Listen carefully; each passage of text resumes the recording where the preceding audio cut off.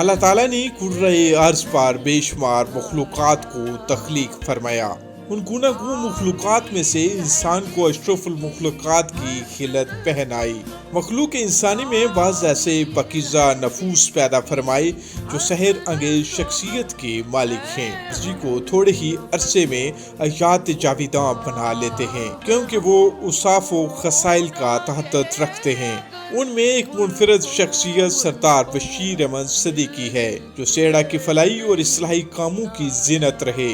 آپ 1934 میں موزہ درا دلیاں مقبوضہ پونچھ میں پیدا ہوئے۔ اپنی اصول تعلیم کا سلسلہ تشنہ تکمیل تھا کہ 1947 میں تقسیم برصغیر کے ساتھ ہی جموں و کشمیر پر ہندوستان کی یلغار کے باعث ہجرت سے دوچار ہوئے۔ آزاد کشمیر میں آزادی کے سوا کوئی سرمایہ نہ تھا۔ ہمت نہ ہاری، گورنمنٹ سکول سے مڈل امتحان امتیازی نمبرات کے ساتھ پاس کرنے کے بعد بطور مدرس اپنی علمی زندگی کا آغاز کیا۔ 40 سال کے زائد عرصہ تک درس و تدریس، تصنیف و تالیف اور سماجی خدمات میں بسر کیا۔ اپنی سروس کے دوران مختلف ادوار میں مختلف مقامات سے مانامہ پاکبان، چمن کوٹ سے چمن، خورشید اور یادگار کے نام سے ادبی رسائل جاری کیے، جنہیں بڑی وزیر رائے حاصل ہوئی۔ اور سیڑ کی عظیم مرتبہ تاریخ شخصیت ہمارے استاد محترم سردار بشیر احمد صدیقی، جو تاریخ ساز شخصیت تھے، جو ایک خطیب، ادیب اور خاص کار پیشہ پیغام سے منسلک رہ کر اس اپنے طلباء کی جو خدمت کی ہے، اس سے ہٹ کر میں یہ بات کہنا چاہتا ہوں کہ آپ مہاجرت سے لے کر خاص کر سیڑے میں آ کر جو اپنی تعلیمی خدمات سارے انجام دیا، اس کا کوئی ثانی نہیں ہے۔ وہ بہت بڑے شاعر بھی تھے، اور انہوں نے جو کتب لکھی ہیں، سب سے بڑی کتاب تاریخ مغرب قبائل ہے، اس کے اندر خالد صاحب نے بتا دیا ہے آپ کو۔ لیکن یہ کہنا چاہتا ہوں کہ بنت کشمیر و نونا مجاہد، جو بھی پڑھنا چاہتا ہے وہ پڑھ کر یہ سمجھ لیتا ہے کہ تاریخ آزادی کشمیر میں آپ نے انمول موتی بکھیر کر اپنا حصہ ادا کر دیا۔ اور کشمیر دھرتی اپنے اس عظیم باسی کو جب تک دھرتی موجود ہے اسلام عقیدت پیش کرتی رہے گی، کہ اس لیے صدیقی ایک شخص کا نام نہیں تھا، بلکہ میں کہوں کہ پورے کشمیر کا نام صدیقی ہے، تو یہ بھی میرے خیال میں کوئی بات، یہ فالتو بات نہ ہوگی یا اضافی بات نہ ہوگی۔ یہ حق ہے کہ صدیقی صاحب کو خراج عقیدت پیش کیا جائے، اس لیے کہ سردار بشیر احمد صدیقی صاحب نے کشمیر کے سارے ادب کو اجاگر کیا، پھر اس کو زندہ کیا۔ پھر فن پاروں کو دیکھیں، افسانوں کو دیکھیں، کوئی ایک اپنی کتاب ایسی نہیں ہے کہ جس میں جہاد کشمیر کا ذکر نہ ہو، تاریخ آزادی کشمیر کا ذکر نہ ہو، پھر جہاں کے لوگوں کے اپنے خراج عقیدت نہ پیش کیا گیا ہو، کہ جنہوں نے مقبوضہ جموں کشمیر یا تاریخ آزادی کشمیر میں بڑھ چڑھ کر حصہ لیا ہو۔ سامنے پوسٹ آفس سیڑا ہے، جو اس وقت انہوں نے نقدی رقم دے کر اس کو بچایا ہے۔ تو ایک پوسٹ آفس کی بات نہیں، کوئی تعلیمی خدمات ہوں، کوئی روحانی خدمات ہوں، کوئی سماجی، کوئی فلاحی، کوئی بھی کام ایسا نہیں ہے جس میں بشیر صدیقی نے ایک قلندرانہ کردار ادا نہیں کیا۔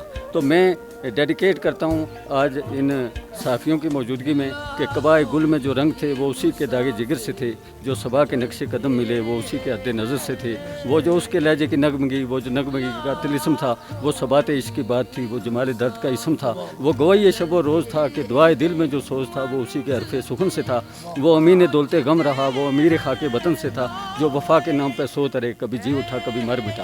تو بشیر صدیقی ایک تاریخ کا نام ہے، ایک عہد کا نام ہے۔ تاریخ آزادی کشمیر پر بنت کشمیر اور ننا مجاہد بھی ایک قلمی حصہ ہے۔ وہ صرف اپنے خاندان کا فخر نہیں تھے، وہ تمام برادریوں اور خاندان کا ترائے امتیاز تھے۔ 1994 میں ہائی سکول سیڑا سے بطور صدر محلم اور ایک ماہر تعلیم ریٹائرڈ ہوئے۔ بیٹو نے اپنے والد پر موسوم صدیقی میموریل چلڈرن اکیڈمی سیڑا جاری رکھا ہوا ہے، جہاں آج بھی غریب اور نادار بچوں کی تعلیم کا خصوصی خیال رکھا جاتا ہے۔ والد گرامی جب 1947 میں ہجرت کر کے یہاں آئے تو والد صاحب سب سے پہلے مڈول آباد ہوئے، اور بٹل میں کیونکہ وہ ہمارے وہاں باوجات سارے گٹھے شفٹ ہوئے، تو انہوں نے سیڑا کو مسکن بنایا۔ اس کی ایک بنیادی وجہ تھی سیڑا کے اندر اللہ تعالیٰ نے یہ صلاحیت دی ہوئی ہے کہ یہاں نہ تو تعصب ہے، نہ کوئی برادری ازم ہے، ہم سب ایک گھر کی مانند ہیں، اور کبھی ہم نے یہ نہیں دیکھا کہ یہ فلاں برادری کا ہے، فلاں کا۔ میرے والد گرامی کو ایک خاصیت یہ تھی कि वो अमीरों के घरों में बहुत कम जाते थे, और मैंने हमेशा उनको गरीबों के घरों में शादी के फंक्शन में जाते हुए देखा। कभी उन्होंने कुर्सी की डिमांड नहीं की, नीचे बैठ के खाना खाते हुए देखा उनके साथ मैंने देखा। ये बहुत बड़ा पहलू था उनका। और वालिद साहब की ज़िंदगी सारी चुमुखी लड़ाई थी।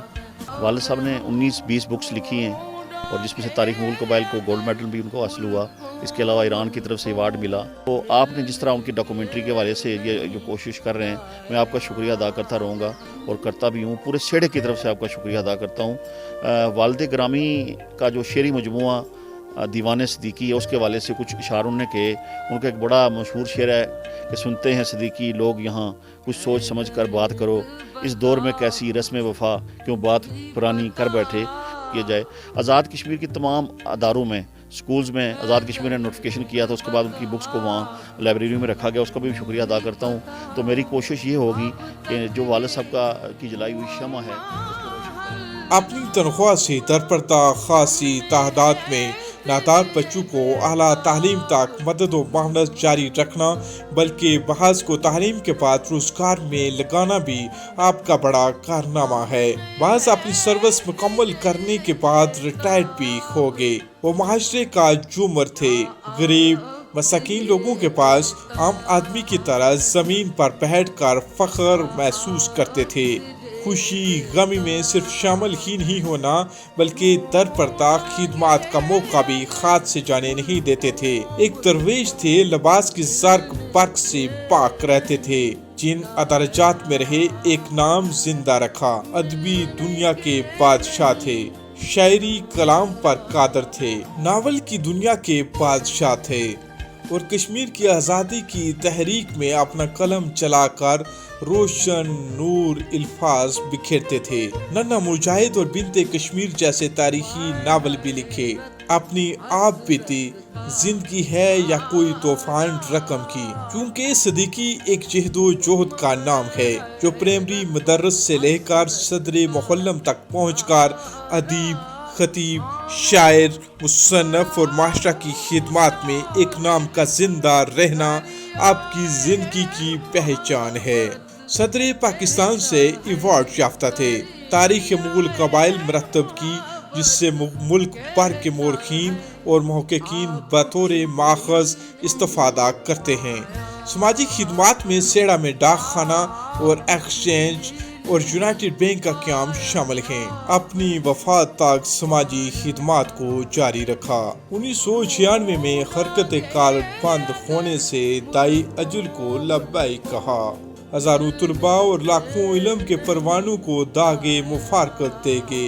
आपकी शायरी मजमूआ में एक मुनफरद शहर भी अजां अजां लगता है। इस चमन में रहने वालों यूं गुजारा चाहिए, बागबां भी खुश रहे और राजी रहे ज़ियाद भी।